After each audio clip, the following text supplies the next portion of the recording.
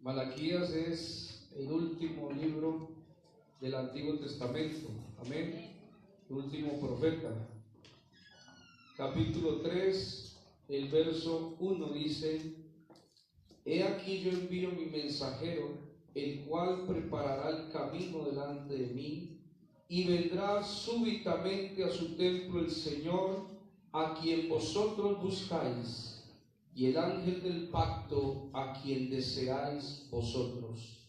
He aquí viene, ha dicho Jehová de los ejércitos. Señor Jesús, en esta mañana invocamos tu nombre, creyendo a tu palabra, Señor, reconociendo tu grandeza, tu fidelidad. No a nosotros, sino a tu nombre damos la gloria en esta mañana, por tu misericordia, por tu verdad. He aquí delante de ti mi vida, Señor, como una ofrenda mecida, como un vaso, Señor, como una caña, como una vara seca, pero que puede reverdecer por la savia de tu palabra, Señor. En esta mañana, Dios mío, habla a mi vida y a la vida de los oyentes en esta hora.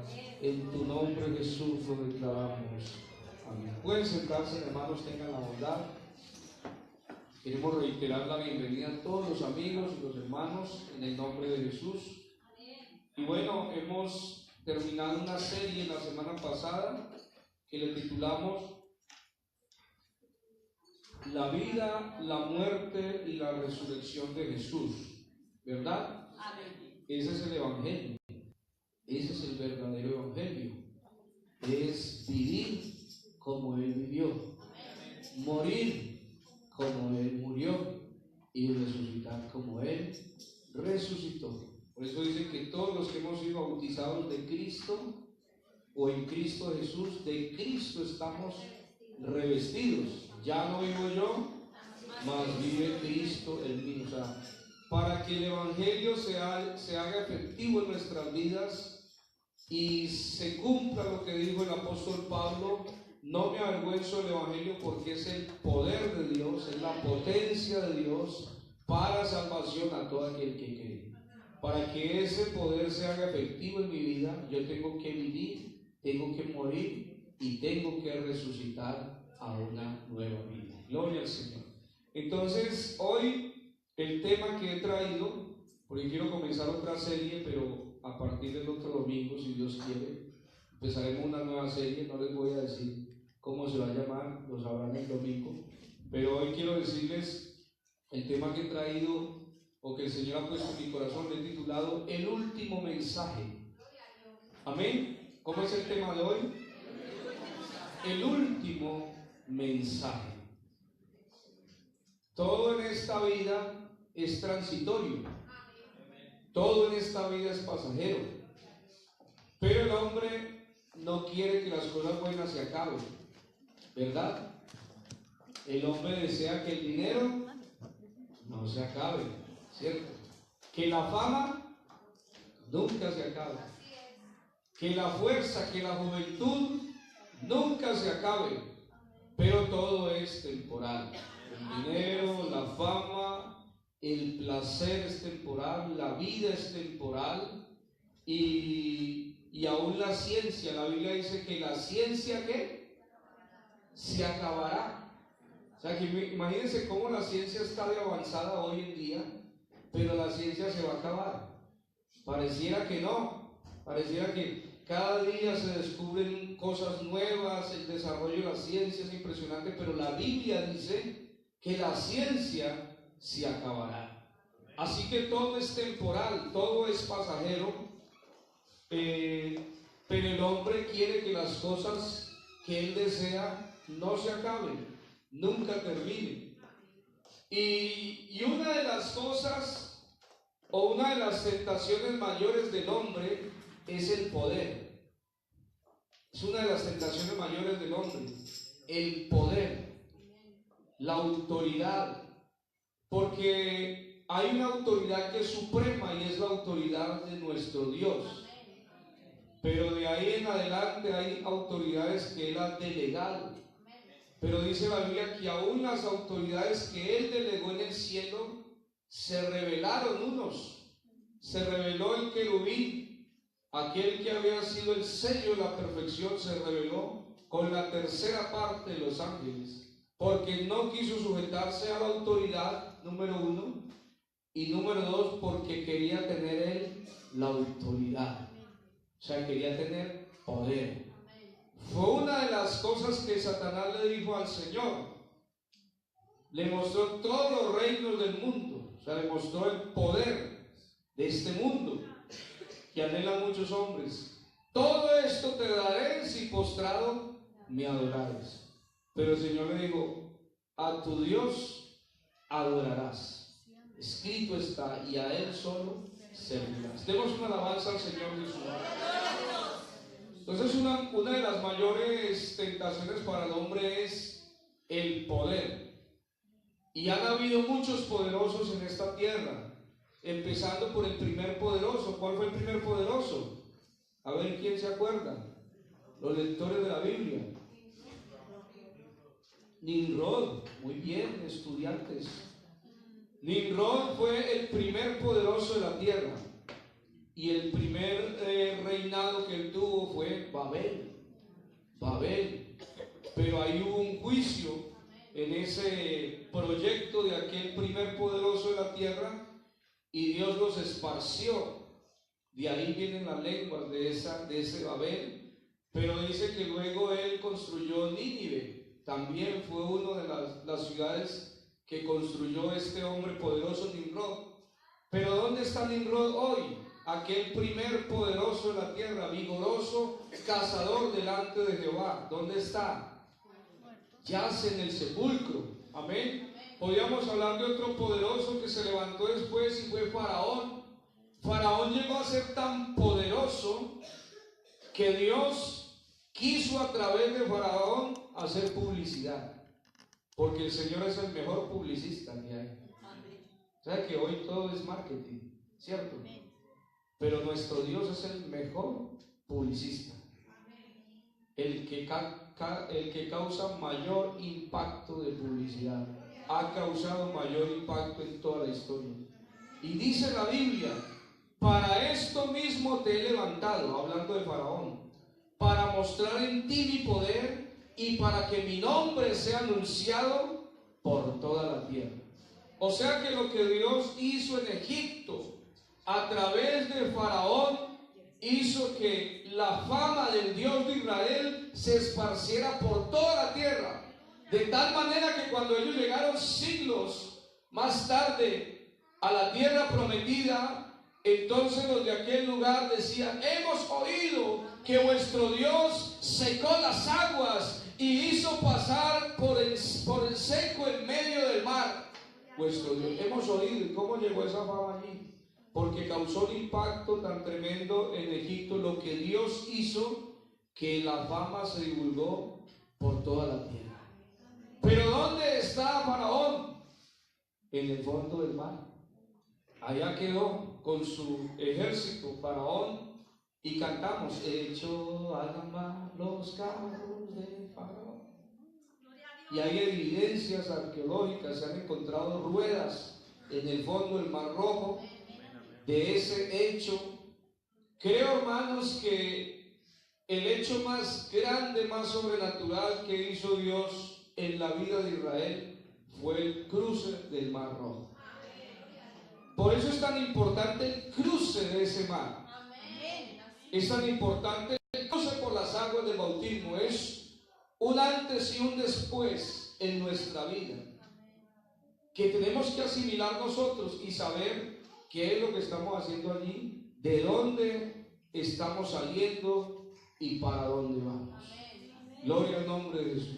Recuerden que el Señor siempre le recordó a Israel: cuídate de no olvidarte que con brazo fuerte y mano extendida te sacó Dios de Egipto, en medio del mar, como por tierra seca. Así que Faraón, que fue un poderoso en la tierra, también quedó en el sepulcro. Y podríamos hablar de Nabucodonosor, el rey de Babilonia, Alejandro Magno, que conquistó con su ejército medio mundo a través de ese ejército griego. Los emperadores romanos fueron hombres poderosos en la tierra. Y por último, ¿quién no ha escuchado hablar de Hitler? Fue un hombre que revolucionó el mundo. Hoy todavía se habla de él y hoy todavía hay seguidores de él. Imagínense el impacto que causó. Estoy hablando de todo esto, hermano, porque aún el poder, que es lo más llamativo para el hombre, es pasajero. Se termina, se acaba en el sepulcro. Pero este mensaje es el último mensaje. Y hemos partido de un texto que nos dice: he aquí yo envío mi mensajero, el cual preparará el camino delante de mí, y vendrá súbitamente. O sea, después de que él preparara el camino, el Señor entraría a su templo. Dice: a quien vosotros buscáis, y el ángel del pacto a quien deseáis vosotros. Porque, hermano, Israel, aunque tuvo la gloria de Dios, aunque experimentó los milagros de Dios y tantas cosas, esa gloria la perdió en la cautividad, y ellos nunca más pudieron volver a experimentar la gloria de Dios. Y aunque le buscaban, aunque la anhelaban, no la podían tener. Pero hay algo que el Señor dice a través del último profeta del Antiguo Testamento, diciendo: yo voy a enviar un mensajero, mi mensajero. Él preparará el camino, y el Señor al que vosotros buscáis, al que vosotros anheláis, entrará súbitamente a su templo. Aleluya. Y por eso es que Jesús aparece en el templo diciendo: uno mayor que el templo está aquí. Aleluya. Y por eso Jesús entra al templo diciendo: mi casa será llamada casa de oración, y ustedes han hecho prueba de ladrones. Y por eso el Señor entra al templo leyendo el rollo del profeta Isaías y diciendo: hoy se ha cumplido esta escritura delante de vuestros ojos. Aleluya. Pero ¿quién sería ese mensajero tan especial? Un mensajero que daría el último mensaje, que cerraría el capítulo del Antiguo Testamento, el último mensaje que cerraría la dispensación de la ley. Juan el Bautista. Algunas religiones hoy tienen a sus líderes como los mensajeros de Dios, es decir, como el último mensajero. Es decir, se han robado este texto para ellos. Amén. Dicen: no, es que este es el último enviado de Dios. Hay varias religiones que tienen a su líder, a su fundador, como el mensajero que Dios iba a enviar para el último tiempo. Pero eso no es verdad. Lo que dijo el profeta Malaquías: he aquí yo envío mi mensajero, el cual preparará el camino delante de mí, y vendrá súbitamente a su templo el Señor a quien vosotros buscáis, y el ángel del pacto a quien deseáis vosotros. He aquí viene, ha dicho Jehová de los ejércitos. Esa escritura se cumple en Mateo 11:10, que dice: porque hablando de Juan el Bautista, porque es de quien está escrito: he aquí yo envío un mensajero delante de tu faz, el cual preparará tu camino delante de ti. Hemos hablado de todos los hombres poderosos que han pasado a lo largo de la historia, pero la Biblia dice que de todos los nacidos de mujer, ninguno más grande que Juan. Porque Juan dio el último mensaje, y no solamente dio el último mensaje, sino que Juan fue el único de los profetas que pudo ver lo que los otros profetas anunciaron. Fue el único profeta que pudo tocar lo que los otros profetas solamente oyeron. Fue el único profeta que pudo ver con sus ojos lo que para otros solamente fueron sueños. Juan el Bautista, cuando vio a Jesús en el río del Jordán, dijo: he ahí el Cordero de Dios que quita el pecado del mundo.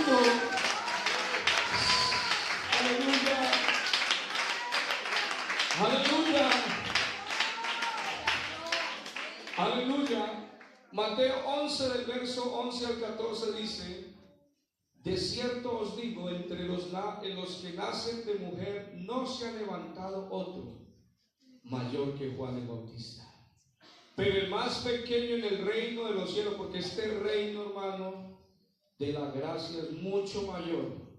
Por eso usted no piensa en el Antiguo Testamento: ay, qué bueno yo haber nacido en la época de Moisés, qué bueno yo haber visto, hermano. Este es el mejor tiempo, el tiempo de la gracia, donde el sacrificio que usted y yo no podíamos hacer está efectuado, el sacrificio perfecto, donde podemos entrar confiadamente.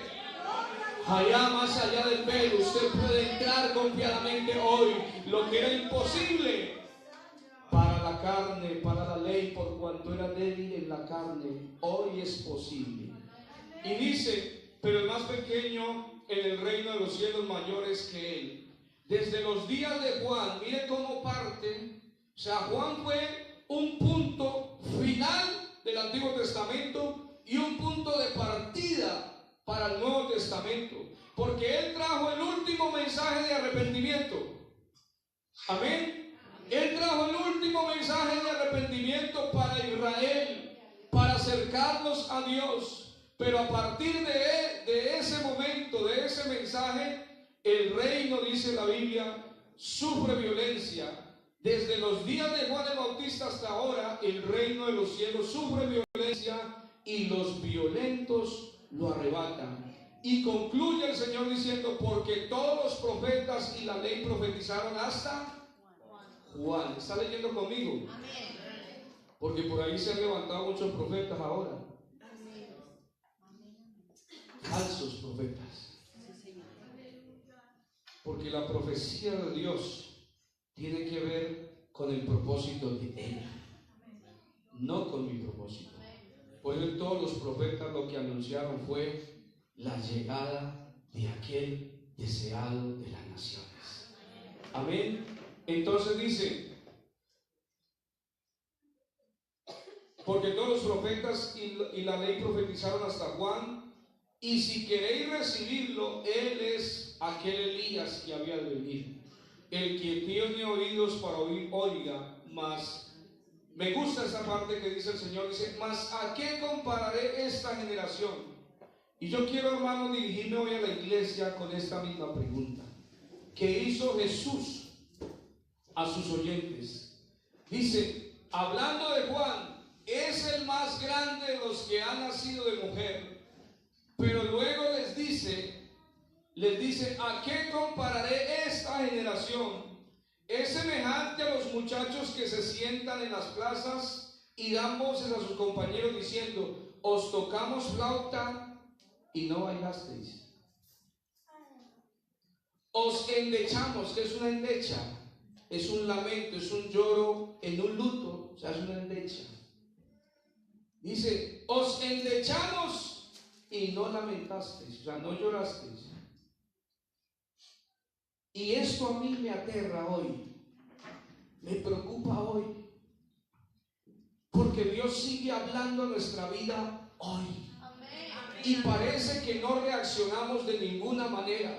Si hay música, no cantamos. Si hay llanto, no lloramos. Ya no sentimos, aleluya, no sentimos el dolor, no sentimos el gozo. ¿Qué pasa con esta generación? Porque Jesús está diciendo: ¿a qué compararé esta generación? Porque ellos están a la expectativa. Bueno, ¿quién es Juan? Y él le dice: Juan, no hay uno más grande que él, de todos los nacidos de mujer. Y si querían recibir a Elías, sepan que ese era el Elías que venía. Y ustedes se lo perdieron. En otras palabras, dicen que ustedes lo dejaron ir. Pero luego el Señor hace una reflexión diciendo: ¿a qué compararé esta generación? La compararé a los jóvenes que se hacen en la plaza y le dicen a sus compañeros: os tocamos flauta y no bailasteis. Os endechamos y no lamentasteis. O sea, de ninguna manera hay una reacción ante el mensaje, ante el llamado. Dice, porque vino Juan, que ni comía ni bebía. Y dicen, demonio tiene? Eso decían de Juan. Y vino el Hijo del Hombre, hablando de él, que es la manifestación de Dios en carne. Vino el Hijo del Hombre que come y bebe y dice: he aquí un hombre comilón y bebedor de vino, amigo de publicanos y de pecadores, pero la sabiduría es justificada por sus juicios, por sus hijos. Entonces, mire, hermanos, el Señor está diciendo: les mandé a Juan y no creyeron. Vine yo personalmente y tampoco. Aleluya. ¿Qué tengo que hacer? Y en esta mañana, hermanos, ¿qué más tiene que hacer Dios con nosotros para que sepamos que su amor, aleluya, dice: con amor eterno te he amado, por tanto te prolongué mi misericordia?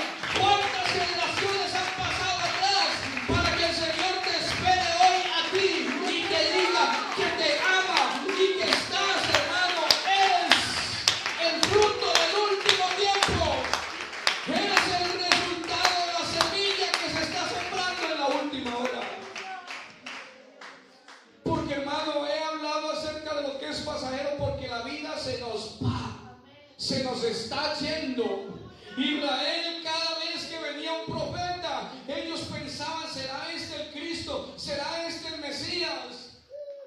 Pero cuando llegó el que era, no se dieron cuenta. Se les pasó en medio de ellos.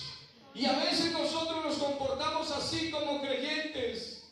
¿Cuántos años se está predicando que Jesús viene y todavía no viene? Y parece que entonces ya no lo esperamos, porque parece que tantos años predicando lo mismo, ya no lo esperamos. Pero el que dijo que vendría, vendrá y no tardará. Y cuando venga, posiblemente tú ya no lo esperes y hayas perdido la oportunidad.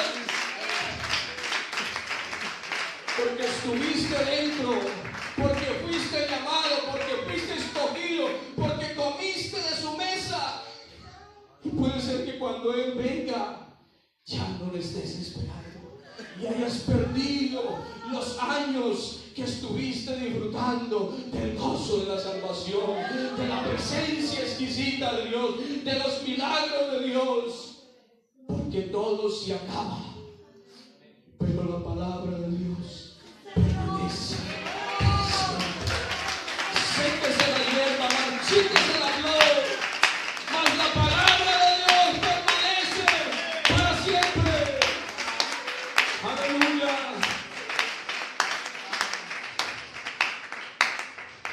¿Cuál es el mensaje de Juan el Bautista? Es un mensaje de arrepentimiento. ¿Y a quién le está dando el mensaje? A desconocidos, a extraños, a incrédulos, al pueblo que le conoció, al pueblo que experimentó la gloria, al pueblo que le siguió en el desierto, al pueblo que tenía en su memoria, aleluya, ¿dónde está aquel Dios que nos contaron nuestros padres? El que abrió el mar en dos, el que secó las aguas del Jordán. ¿Dónde está? Vivían con su recuerdo, pero sabían que descendían de un linaje que habían experimentado la gloria de Dios. Aleluya. ¿Dónde está? Y el mensaje de Juan el Bautista es un mensaje de arrepentimiento. Quiere decir un mensaje de invitación al pueblo, diciéndole al pueblo: señores, el reino se ha acercado. Lo que estábamos esperando, lo que todos los profetas han anunciado, lo que todas las generaciones hemos anhelado, lo que nuestros padres no pudieron experimentar, lo que nuestros padres no pudieron vivir, está ocurriendo. El reino de los cielos se ha acercado. Por tanto, arrepentidos, volveos a Dios.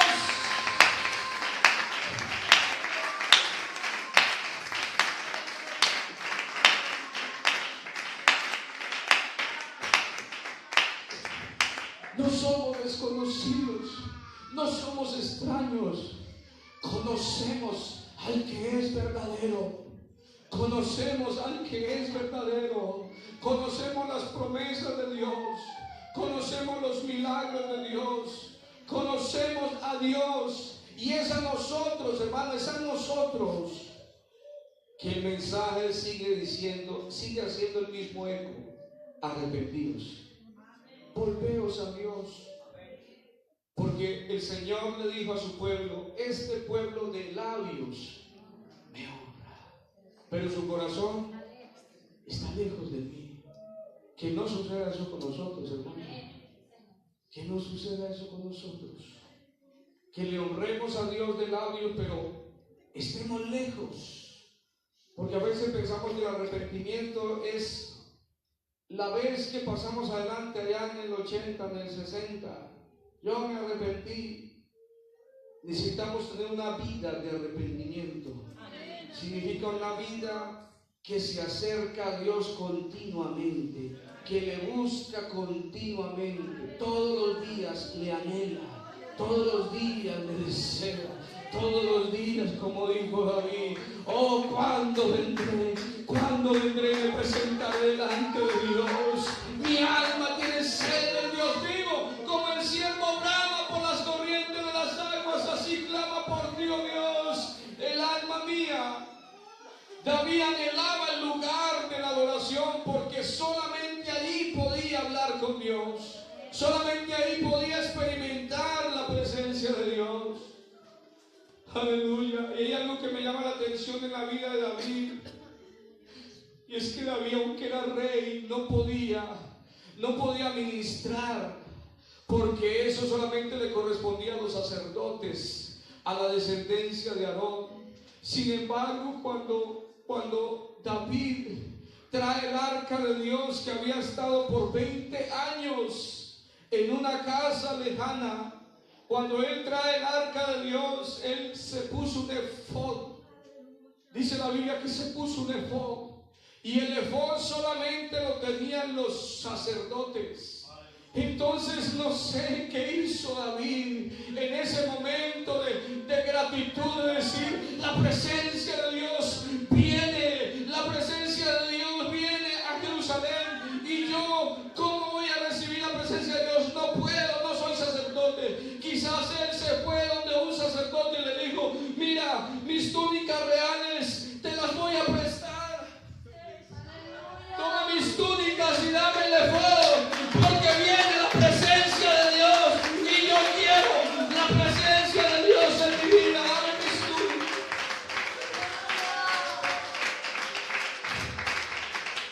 ¿Por qué no te quitas tus túnicas reales en esta mañana y te pones el efod? Te pones ese vestido. La Biblia dice, lo leyó la hermana al principio: porque vosotros sois real sacerdocio. Aleluya. David no podía, los reyes no podían, pero tú eres rey y eres sacerdote. Reyes y sacerdotes para Dios. No solamente perteneces al reino, sino que también puedes entrar al lugar santísimo. Demos una alabanza al Señor Jesús.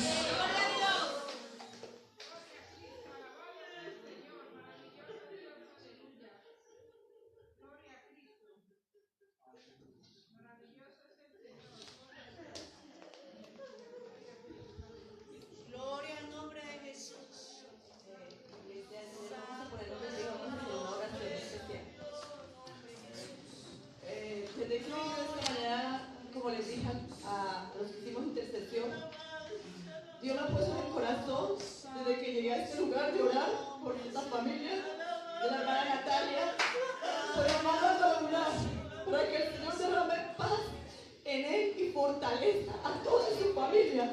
Y vamos a hacer una oración especial en esta hora.